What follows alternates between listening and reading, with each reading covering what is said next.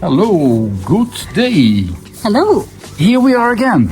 this is Arne, Katja.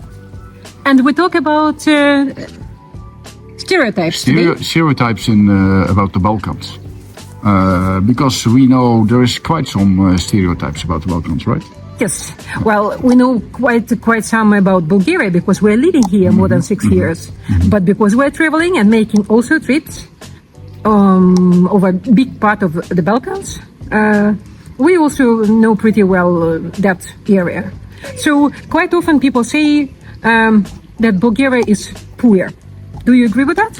Well, I mean, it's not the richest country in Europe, but it's developing very fast. We are living here now more than 5 years.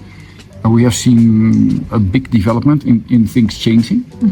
So, yes, it is not the richest country, but it's getting better and better and better, and it goes faster than as expected, to be honest. And I would say, depending what is poor.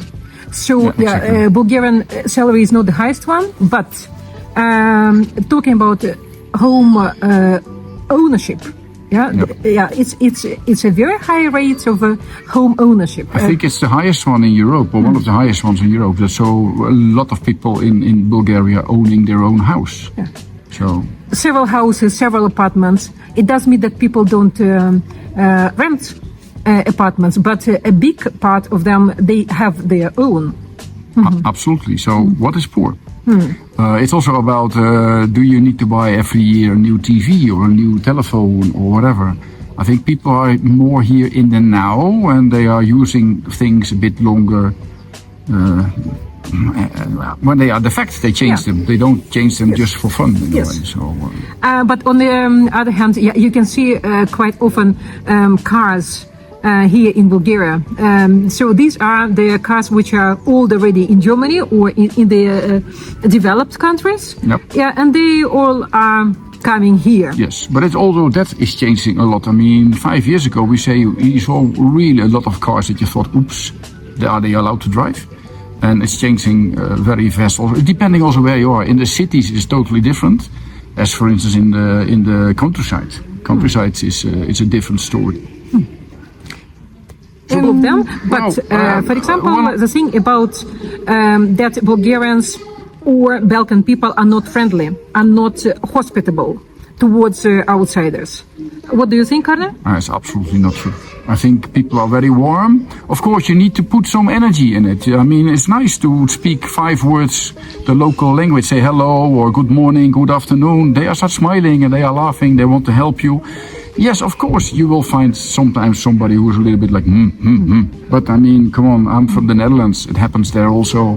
We work a lot in Norway for us together. It happens there also. So it happens in Bulgaria, it happens in Romania, Serbia, Montenegro, Northern Macedonia. Everywhere it happens. But in general, people are very friendly, very warm. They want you to be part of them.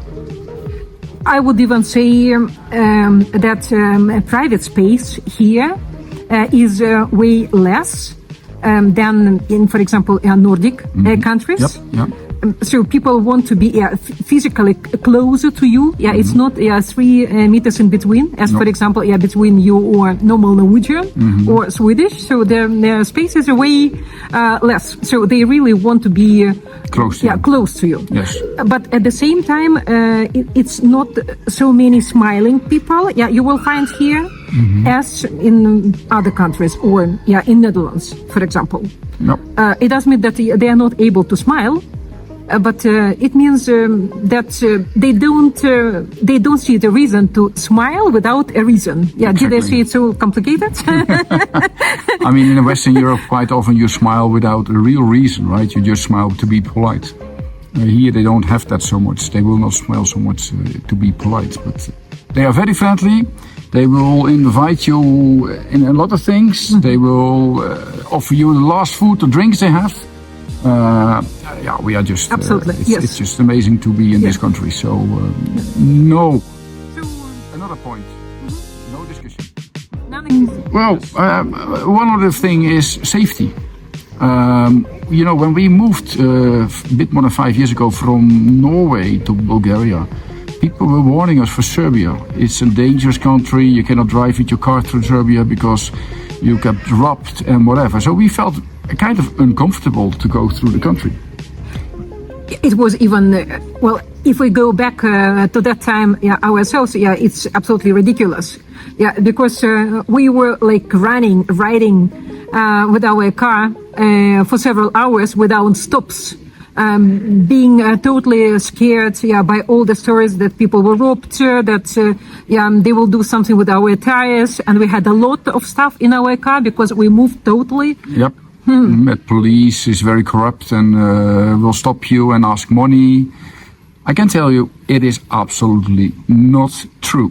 We are going at least once per year on holiday in Serbia. Yeah, we have our good friend there. We have good friends living in Belgrade. We spent a lot of time in that country, and it's an amazing country. It's totally safe. We have had not even one moment that we thought, what's happening here? Absolutely great to be there. So also that is not true. We love Serbia. It's really a nice country to be. But also talking about Bulgaria, what is the level of criminality here? It's extremely low, by the way. It's the most criminality here is small criminality. I mean, pickpockets or whatever. That can happen in the big cities. You have to be a bit careful on central stations and these kind of things. Agree. But that's everywhere. That's in Amsterdam. That's in Brussels. That's in Berlin, and it's in Oslo. It happens everywhere. So we are nothing special compared with the rest of Europe. And we make sometimes the fun. We feel so safe in the whole Balkan, in a way, also in Romania, in Greece, in Northern Macedonia. It's more like we always say maybe all the criminals went to Western Europe and Northern Europe because they are gone here, right? So please don't think it is a big kind of Wild West here. It is absolutely not true. And we have done it now 5.5 years living here. No issues at all. Also walking in the dark time of the day, or in the light time of the day. So women also, women very safe. Very safe, non-depending on what you wear on your. Exactly. Well, it's not that we have seen many naked women. Unfortunately not. But those are half naked. They are still feeling good and feeling safe. No. And by the way, it's of course in every big city you have some areas where you have to be a bit more careful. That's also in Sofia. That's also in Plovdiv. But that's the known areas. You have that everywhere in Europe. Yeah. And corruption. That's also something what's coming up all the time. Oh, those countries are totally corrupted. Well, what do you think about that? This is well. We have to be honest. I cannot say that Balkans and Bulgaria, they are totally not corrupted countries. We haven't seen it on our level. No. So on the middle level, on low level, that people are asking money for some services, some black money. Like the police, for instance, if they would stop you, that you have to pay them money. That's 10, 15, 20 years ago. Yeah. So don't do it, because it can come. It can make the situation make you in trouble. So yes. Don't offer police money here. But talking about high institutions, talking about the high politicians, we cannot say that it doesn't happen. It does happen, and especially also in the big projects, EU projects with building roads, etc. We know about the stories. I mean, it's not that we were involved ourselves, but we know about the stories. There is a lot of corruption. Money are disappearing. Things are not finished, etc., etc. But again, it's on a high level, and you will not feel it. You will not notice it yourself if you are here on a holiday. So and also what we know from our friends who are living way longer than we here, longer than our 6 years. So they say that there were a lot of things changed also in this question. It was way worse after 1989, when Bulgaria got the independence from the USSR, and so start developing its own way. So that was really not the best time to be here. No. But it's totally changed. And there's another point. No discussion. Non-existing. Yes. Something else what you would like to discuss? Yes, maybe the legacy of the Soviet Union in Bulgaria. You know, in Bulgaria or in the Balkans? Oh, in the Balkans. Yeah. Do you think it's can you still see it first and foremost? And then do you think that the influence is still there? Yes, I think you can still see it, feel it, especially with, let's say, the 50+ people. They have still that saying, oh, it was so good before 1989. Everything was for free. Hospital was for free. Doctor was for free. Dentist was for free. Everything was so well organized. Kind of logical, because those people don't see the positive things from EU and Schengen, I think, because they're not so much traveling, etc. But I think, especially with a little bit older people, you can still see that and feel that they are still there.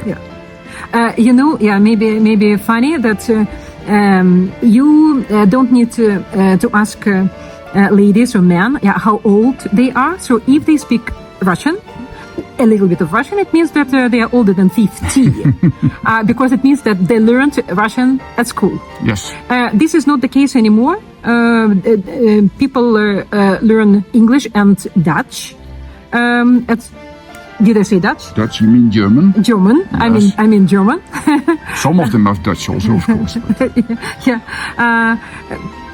So then, if you're talking to young people, English and German, is their way of communication. Yeah, and that's quite interesting what you say nowadays, because if you sometimes ask people, hey, do you speak English? The first reaction is mostly no.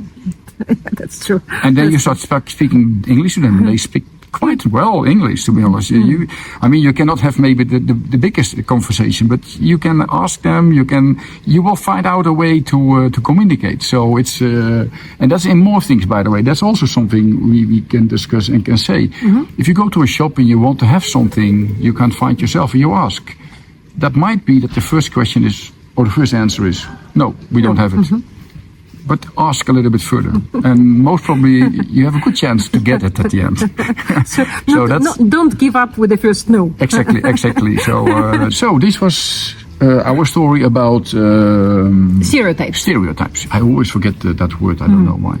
And we really like living here, as you see from our emotions.